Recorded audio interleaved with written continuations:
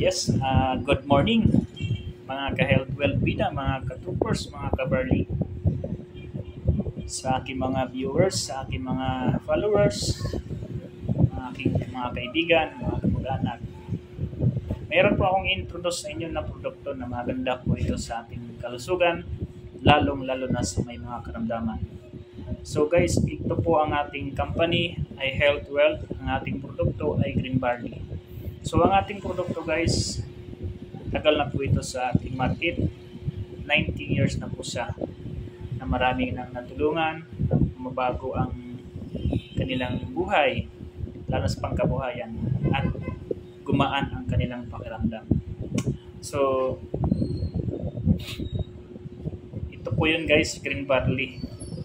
Ang Green Barley po ay pwede sa lahat. Yun yung maganda sa market na ito na una kasi bakit? Pwede sa lahat. Mabata man, matanda, buntis, at sa nagpapadidi. So, anong meron si Green Barley? Si Green Barley po meron sang 68 micronutrients. Nandyan na ang kompletong vitamina, mineral, enzymes, amino acid, plus chlorophyll.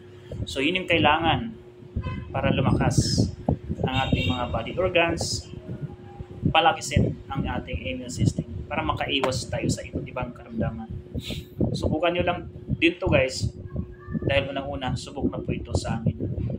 Ang Green Barley, wala na pong dapat patunayan dahil unang-una, subok na po ito noon pa man.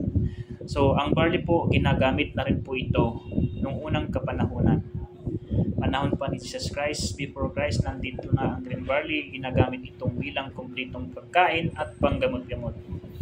Ganun pa man, meron din po siyang pag-aaral sa mga scientists and pharmacologists, doktor, na ang barley po ang pinakamastansang halaman sa buong mundo.